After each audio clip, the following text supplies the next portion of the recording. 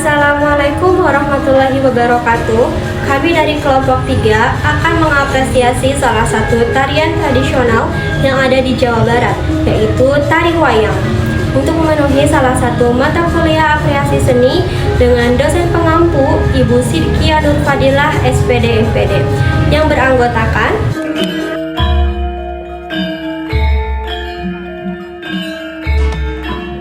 Sejarah tari wayang di Jawa Barat. Tari wayang di Jawa Barat berkembang dari tradisi wayang Wong Priangan.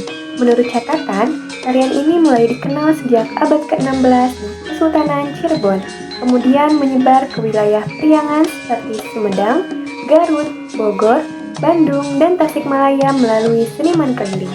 Tokoh penting dalam pengembangan tari wayang di Jawa Barat adalah Raden Ono Lesmana Kartadikusuma asal Sumedang yang menciptakan banyak koreografi wayang dan sanggar tari. Perkembangan lebih sistematis terjadi di era wayang Wong Priangan sebagai drama tari-tari dengan struktur pertunjukan yang meliputi lakon wayang, dialog, tarian, narasi dalang, karawitan atau musik, busana, dan tata panggung. Lalu yang kedua yaitu unsur seni tari atau estetika tari.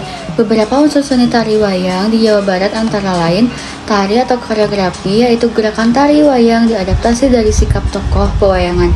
Lalu ada drama, karena asalnya dari wayang wong ada aspek dramatik, penari memerankan tokoh wayang, dialog atau ekspresi tokoh disampaikan melalui tarian. Lalu berikutnya ada musik atau karawitan. Alunan gamelan dan musisi sinden atau nayaga menjadi bagian dari pertunjukan wayang wong. Lalu ada tata rias, kostum sangat dipengaruhi karakternya. Lalu ada tata rias alis. Karakter putri yang rendah hati yang disebut putri lungguh dan putra halus yang rendah hati atau satria lungguh.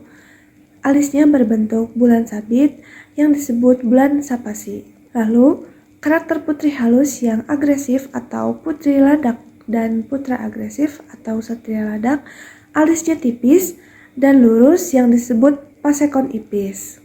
Lalu karakter putra gagah yang rendah hati atau monggawa lungguh, alisnya agak tebal, lurus dan bercabang atau disebut cagak. Selanjutnya, karakter putra gagah yang agresif atau monggawa dangah, alisnya tebal dan lurus yang disebut pasekon kandel.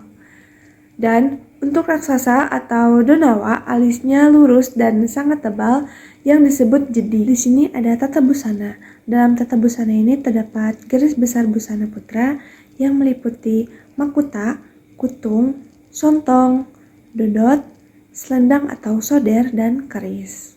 Lalu ada garis besar busana putri yang meliputi mahkota, apok, sinjang lamban, dan soder. Selanjutnya di sini ada bentuk mahkota. Yang pertama, gelung pelengkung polos seperti untuk tokoh wayang Arjuna, Bima, dan Arjuna Sasrabahu. Lalu yang kedua ada gelung pelengkung capit hurang Garuda Mengkur seperti untuk tokoh wayang Sumantri dan Aradea. Lalu yang ketiga ada gelung pelengkung capit hurang cagak Garuda Mengkur seperti untuk tokoh wayang Anterja, Gatot Kaca, dan Sakipu. Lalu di sini ada gelung keling. Yang pertama, gelung keling putri seperti untuk tokoh wayang Subadra, Sri Kandi, Dewi Utari, dan Siti Sondari. Lalu ada gelung keling Garuda Mengkur seperti untuk tokoh wayang Jayadrata. Selanjutnya di sini ada Beno Kasri. Yang pertama, Beno Kasri Putra seperti untuk tokoh wayang Kresna dan Baladewa. Lalu yang kedua ada Beno Kasri Putri seperti untuk tokoh Arimbi. Selanjutnya ada Mahkota Ketu. Yang pertama, Mahkota Ketu Dewa seperti untuk tokoh wayang Dewa Wisnu. Lalu yang kedua ada Mahkota Ketu Dewa seperti untuk tokoh wayang Dewa Indra. Dan yang ketiga ada Mahkota Ketu Topong seperti untuk tokoh wayang Batara Guru. Lalu yang keempat ada Mahkota Ketu Topong seperti untuk tokoh wayang Adipati Karma. Selanjutnya ada kumis, karakter putri dan putra halus yang rendah hati atau satria lungguh tidak berkumis. Karakter putra yang halus, yang agresif atau satria ladak berkumis tipis yang pendek disebut nyemprit. Lalu, karakter putra gagah yang rendah hati atau monggawa lungguh berkumis agak tebal, agak panjang dan bercabang disebut baplang cagak. Selanjutnya, karakter putra gagah yang agresif atau monggawa dangah berkumis tebal dan agak panjang yang disebut baplang. Lalu karakter raksasa atau donawa berkumis tebal dan panjang yang disebut baplang sangadulang. Di sini ada tata busana. Dalam tata busana ini terdapat garis besar busana putra yang meliputi mahkota, kutung, sontong, dodot, selendang atau soder, dan keris. Lalu ada garis besar busana putri yang meliputi mahkota, apok, sinjang lamban, dan soder. Selanjutnya di sini ada bentuk mahkota. Yang pertama, gelung pelengkung polos seperti untuk tokoh wayang Arjuna, Bima, dan Arjuna Sasrabahu. Lalu yang kedua ada gelung pelengkung capit hurang Garuda Mengkur seperti untuk tokoh wayang Sumantri dan Aradea. Lalu yang ketiga ada gelung pelengkung capit hurang cagak Garuda Mengkur seperti untuk tokoh wayang Anterja, Gatotkaca, dan Sakipu. Lalu di sini ada gelung keling. Yang pertama, gelung keling putri seperti untuk tokoh wayang Subadra, Sri Kandi, Dewi Utari, dan Siti Sondari. Lalu ada gelung keling Garuda Mengkur seperti untuk tokoh wayang Jayadrata. Selanjutnya di sini ada Beno Kasri. Yang pertama, Beno Kasri putra seperti untuk tokoh wayang Kresna dan Baladewa. Lalu yang kedua ada Beno Kasri putri seperti untuk tokoh Arindi. Selanjutnya ada mahkota ketu. Yang pertama, mahkota ketu dewa seperti untuk tokoh wayang Dewa Wisnu. Lalu yang kedua ada mahkota ketu dewa seperti untuk tokoh wayang Dewa Indra. Dan yang ketiga ada mahkota ketu topong seperti untuk tokoh wayang Batara Guru. Lalu yang keempat ada mahkota ketu topong seperti untuk tokoh wayang Adipati Karma. Lalu di sini ada gerakan tari atau koreografi. Gerakan tari wayang di Jawa Barat atau periangan mencerminkan karakter tokoh wayang. Gaya gerak berbeda menurut karakter seperti gerakan alus atau halus untuk tokoh satria yang anggun dan bijaksana. Sedangkan tokoh gagah atau kuat dan berani memakai gerakan lebih tegas dan mantap. Dalam kajian oleh Rusliana, gerakan wayang Wong Priangan mencakup gerak tari yang menonjolkan konflik antara tokoh jahat versus tokoh baik melalui koreografi yang dramatik. Gerakan tangan atau mudra sangat penting. Tangan dan jari digunakan untuk mengekspresikan makna batin dan konflik karakter. Gerakan seblak sampur atau melempar selendang bisa menjadi simbol pelepasan emosi atau serangan simbolis dalam tarian. Pola lantai tarian bisa bervariasi. Tari wayang bisa dilakukan secara tunggal, berpasangan, atau massal. Lalu yang kelima yaitu musik pengiring. Musik pengiring sangat krusial untuk tari wayang Jawa Barat. Ada iringan musik berasal dari gamelan Sunda atau karawitan priangan. Lalu, laras yang digunakan yaitu laras degung atau pentatonik khas Sunda, serta laras madenda. Untuk alat musik yaitu kendang, gong, suling, kadang juga kecapi. Untuk wayang golek atau pertunjukan wayang, alat musiknya seperti angklung, suling, bambu, kendang, dan juga gong. Lalu ada unsur vokalnya yaitu sinden dalam pertunjukan wayang Wong Priangan yang menambahkan ekspresivitas tarian.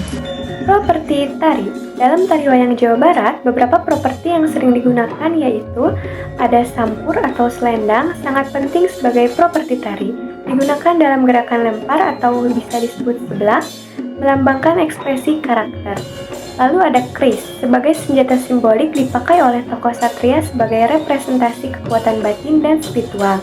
Lalu ada mahkota atau kepala untuk menandai status tokoh, raja, ksatria, dan pangeran. Lalu ada perhiasan, gelang tangan, gelang kaki, dan aksesori lain membantu menggambarkan status sosial dan karakter tokoh. Nilai budaya dan filosofi. Tari wayang di Jawa Barat tidak hanya hiburan, ada banyak nilai filosofi dan budaya yang disampaikan. Yang pertama, pendidikan moral. Lewat lakon wayang sering disampaikan kisah-kisah epik, Mahabharata, Ramayana yang mengandung nilai moral, kejujuran, keberanian, keadilan, dan juga pengabdian.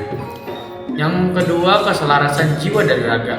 Melalui gerakan tari dan musik gamelan, penari melatih keharmonisan antara tindakan gerak, perasaan, emosi, dan kesadaran spiritual. Yang ketiga, simbolisme spiritual. Motif teratai di kostum melambangkan kesucian dan pengingatan terhadap Tuhan, menunjukkan bahwa tarian tidak lepas dari makna religius. Yang keempat, konflik batin dan keseimbangan. Tari wayang menggambarkan perjuangan batin antara nafsu dan kebajikan, sama seperti dalam wayang tradisional. Yang kelima, warisan budaya lokal. Tari wayang Priangan menjadi simbol identitas budaya Sunda di Jawa Barat, mewariskan tradisi wayang ke generasi muda melalui tarian. Jadi bukan hanya pertunjukan dalam. Dan yang keenam, pendidikan karakter. Dalam kajian pendidikan karakter dalam tari wayang, tarian ini dipandang sebagai media untuk menanamkan nilai-nilai luhur seperti disiplin, tanggung jawab, dan kerendahan hati. Nah, selanjutnya itu ada analisis kekuatan dan tantangan. Yang pertama itu kekuatan atau nilai positif. Tari wayang Jawa Barat sangat kaya secara simbolik dan kultural. Ia menggabungkan elemen pewayangan atau narasi, tarian, musik, dan seni kostum dengan kuat. Seni ini menjadi media penjaga identitas budaya Sunda atau Parahyangan. Lalu, filosofi tarian memberi pesan moral dan spiritual, menjadikannya lebih dari sekadar hiburan, sekaligus sarana pendidikan karakter. Selanjutnya itu ada tantangan atau isu pelestarian. Yang pertama itu karena sifatnya tradisional, ada resiko berkurangnya generasi penari muda yang menguasai tari wayang secara pakem. Misalnya dari gerakan klasik, kostum, musik, lalu ada biaya produksi seperti kostum yang rumit, properti, dan musisi gamelan tidak murah. Sehingga pertunjukan mungkin sulit dipertahankan di komunitas kecil. Lalu ada juga modernisasi dan pergerakan selera budaya bisa membawa tari wayang kurang populer di kalangan masyarakat yang lebih muda, khususnya jika tidak dipadukan dengan inovasi. Terima kasih yang telah menyaksikan, semoga bisa memberi pengetahuan baru dan mohon maaf bila ada kesalahan dalam menyampaikan. Terima kasih. Wassalamualaikum warahmatullahi wabarakatuh.